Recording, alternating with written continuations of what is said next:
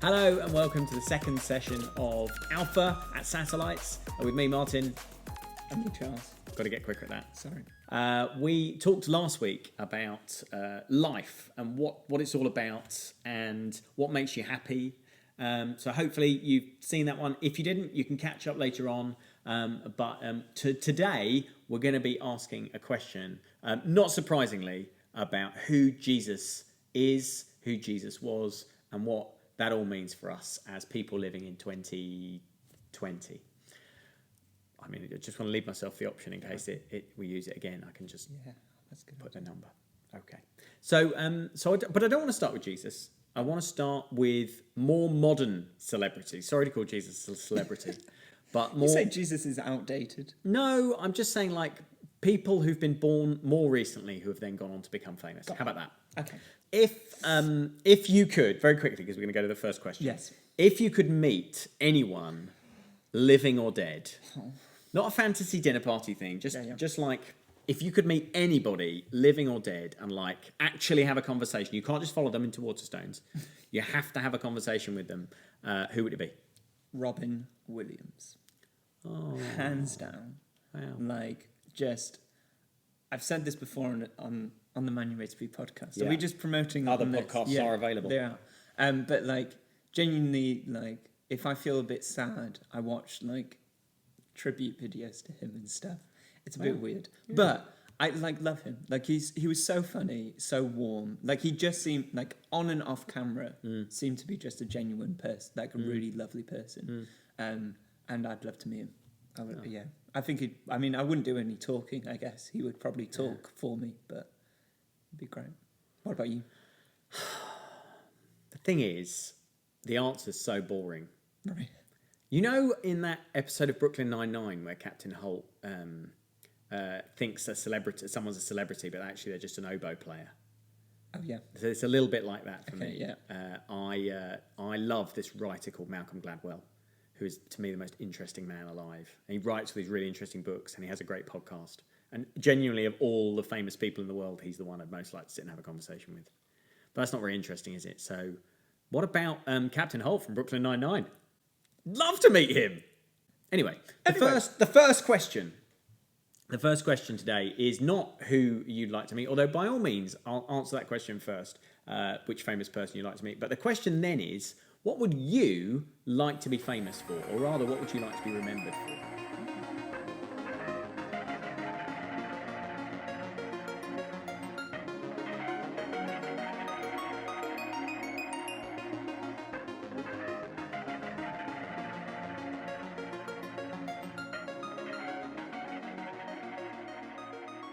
Hopefully, I had some great conversations there. We'll have some more questions for you in a minute. But Charles, who would you say, do you think, is the most famous person who ever lived? Or let's throw around some contenders for that accolade. So the most famous person of all time. I'm going to start with, obviously, like some of the bad guys of history. That's what I was about to say. Yeah, well, I think it's fair enough.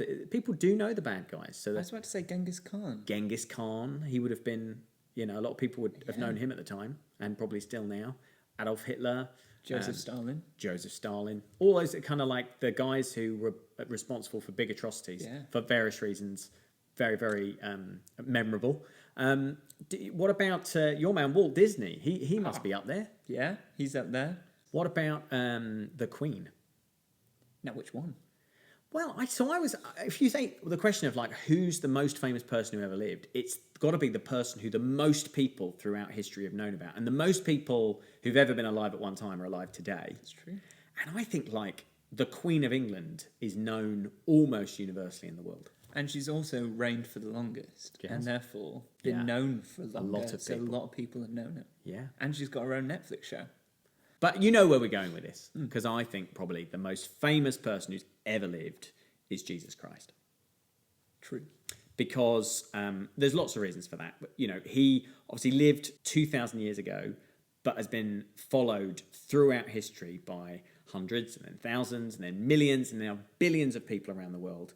And even people who don't follow him know who he is. And he's also kind of responsible for loads of the morality and the the sayings and the wisdom that we have in our culture and in cultures around the world.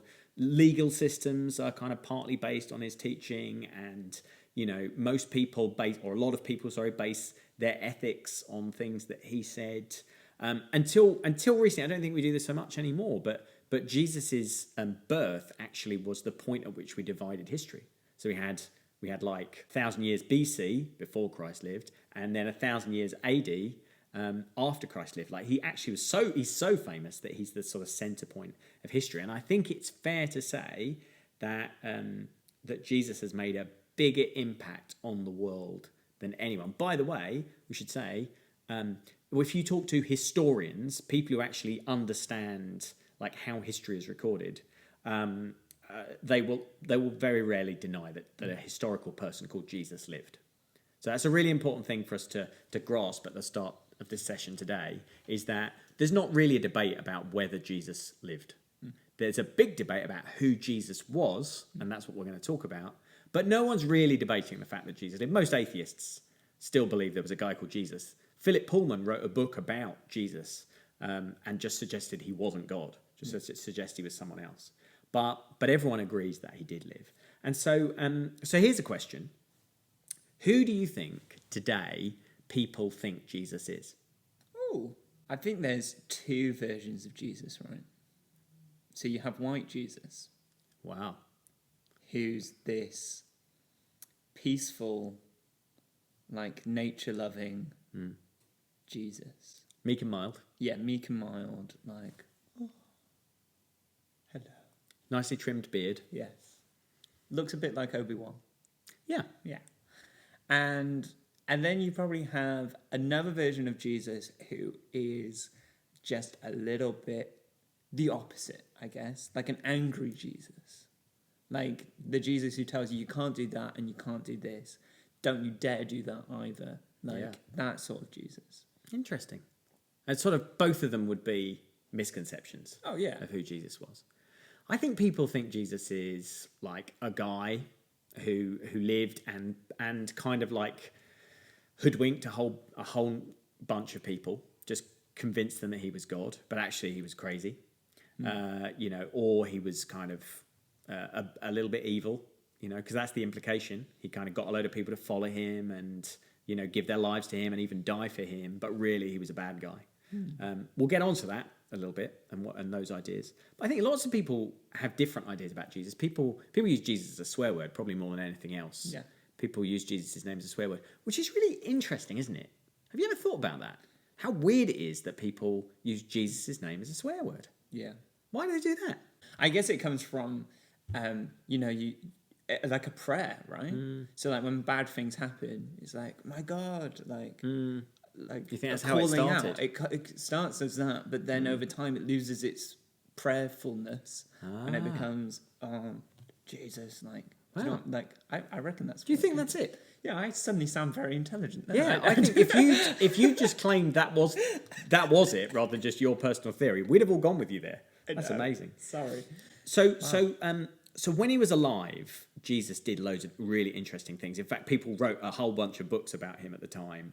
And when he was alive, thousands of people would gather together to hear him speak in public. And people went to see him because they thought he had the answer to life, and they thought he could bring healing and sort of solve their problems, whether they were, a rich person who wanted to know how they could get into heaven, or a sick person who desperately wanted to be able to see again or walk again.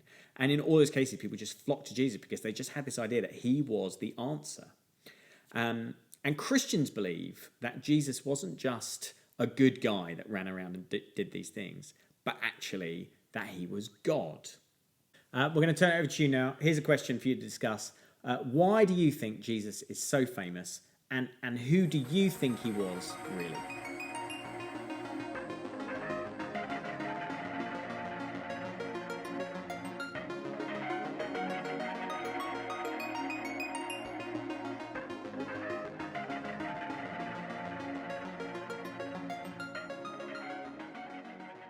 So I didn't grow up in a Christian family, and I went to a school that wasn't Christian, but there was a Christian union there.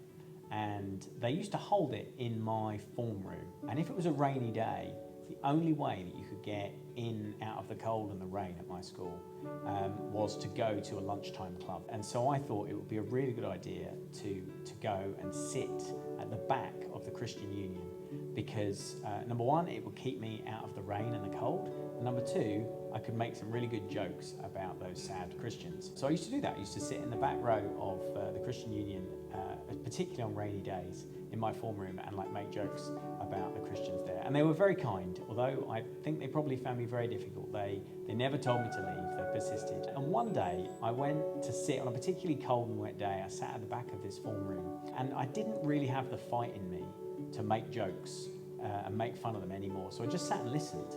And the guy who was speaking that day was a guy called Terry, and he just said something really simple.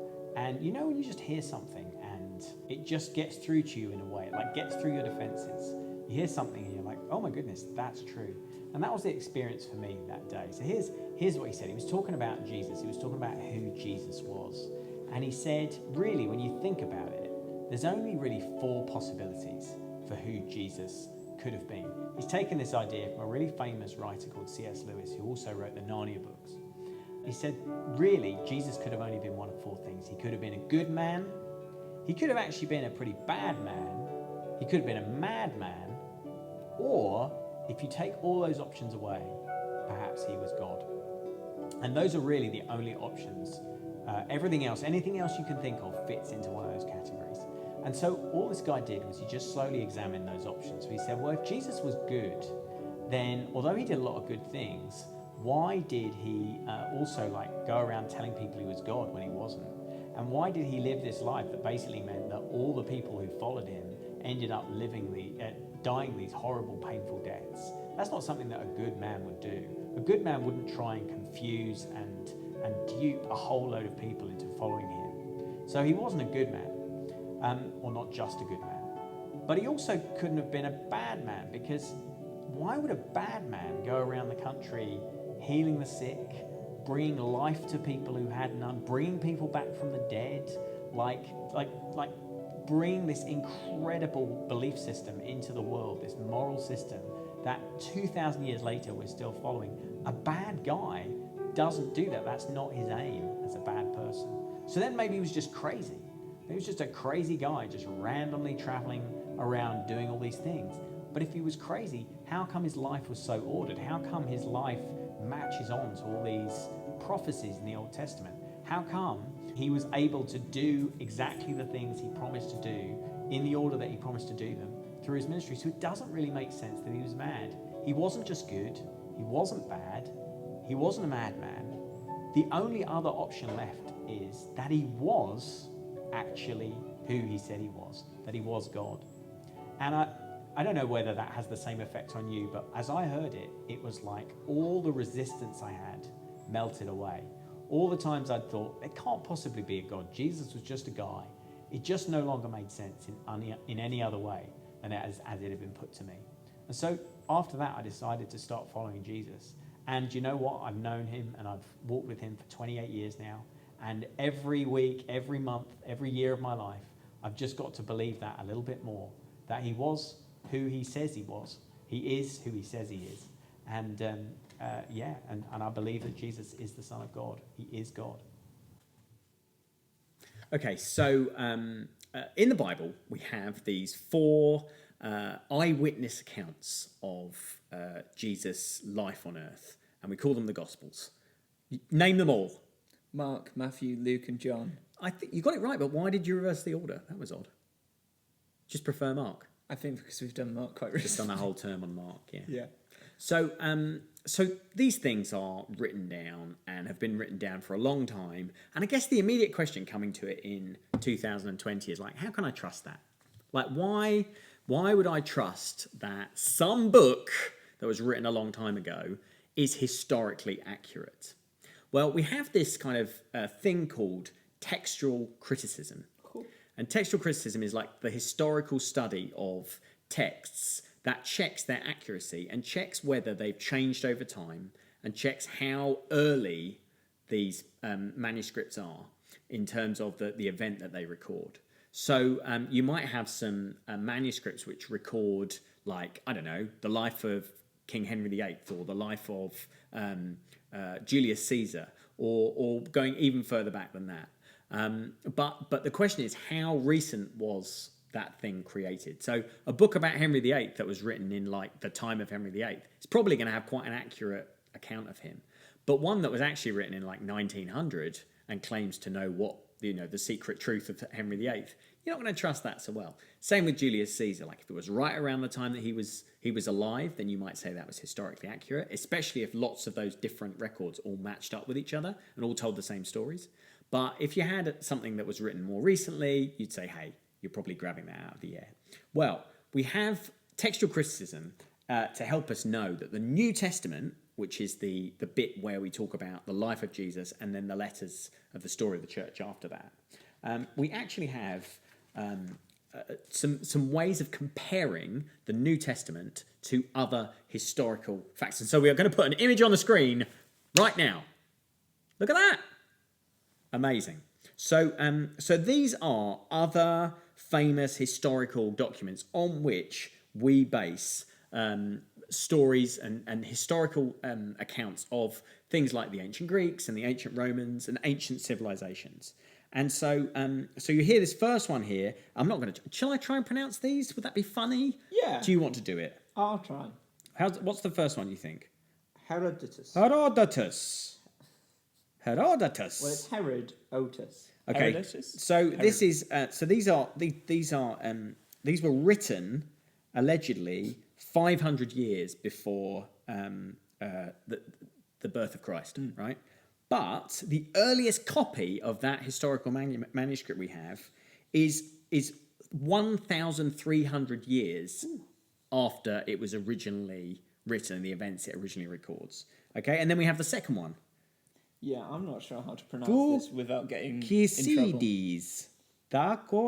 Thucydides. Welcome to History Today with Martin and Charles. The second one, okay, was again 1,300 years apart. But these are like every historian thinks that these are fact, right? Absolutely, all the things contained in these factual. There's the earliest copy of that was only created 1,100 years ago. Then we move into Tacitus, which I actually know how to say. Oh, I would have said Okay. Tacitus. Oh, you've made me mess it up now. Tacitus, okay, that's 1,000 years on from when it was. So actually, that was recording events after the birth of Christ, AD 100. But the earliest manuscript we can find was written in AD 1100. And yet, with all of these things, where we've had manuscripts that are basically copied from earlier manuscripts and handed down stuff from history, we're like, of course, all that stuff happened. So find me any historian who doesn't think Julius Caesar or the Emperor Nero or any of those kind of stories that we take as absolute historical fact, happened. Find me any historian who's like, all the stuff you learn in school about the ancient Romans, the ancient Greeks, that's rubbish. That's all been made up. No one thinks that, okay? But when it comes to the New Testament, people say, oh, this stuff's rubbish. This has just been made up. And yet, when we look on our handy diagram, and we can read the word New Testament, it's easy.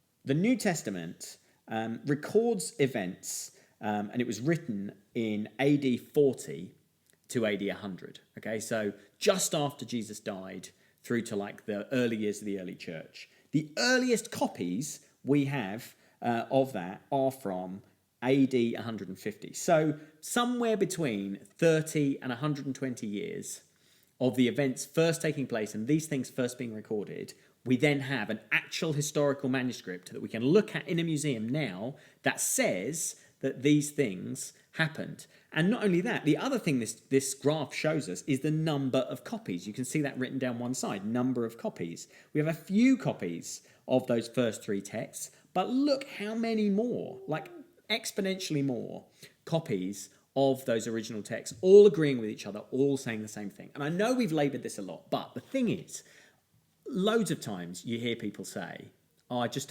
can't believe the Bible because it's just a book. It's just people have written it and made it up. It's a historical document, far, far more accurate than any other ancient historical document. And therefore, if you are going to trust anything you ever learned in school, and you should, then how much more can you trust the New Testament?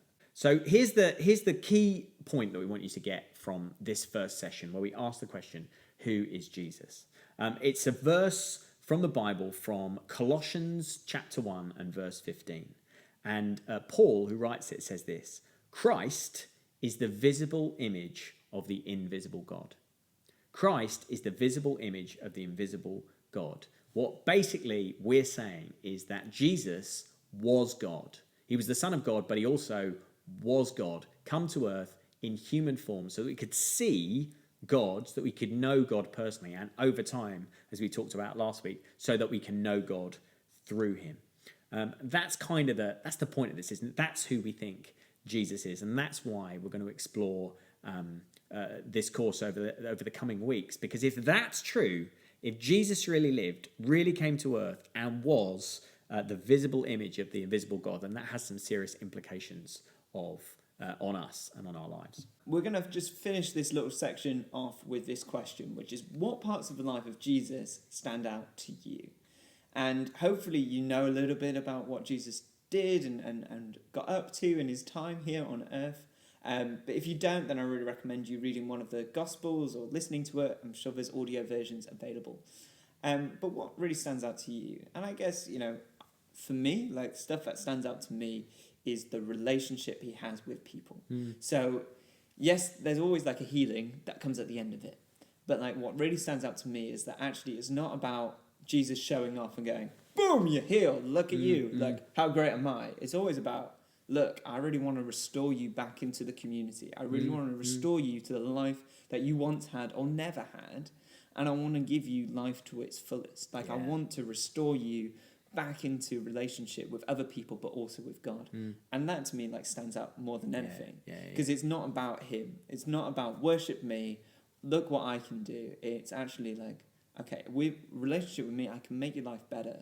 But it's about working together. It's not about just me doing my thing. Yeah, absolutely. I am always struck by the fact that in multiple times when he does a healing, Jesus asks the person, first of all, what would you like me to do for you? Yeah.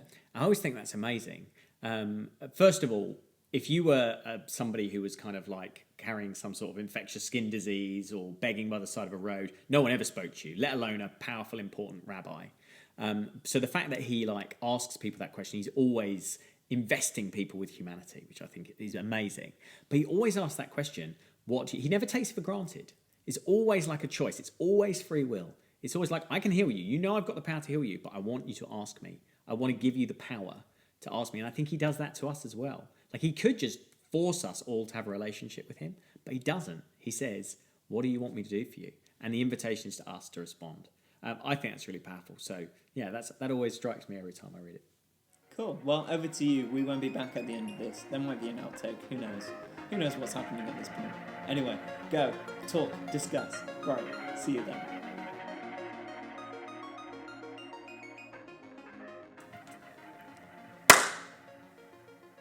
That's a satisfying clap, wasn't it? That's great. That'll be our outtake.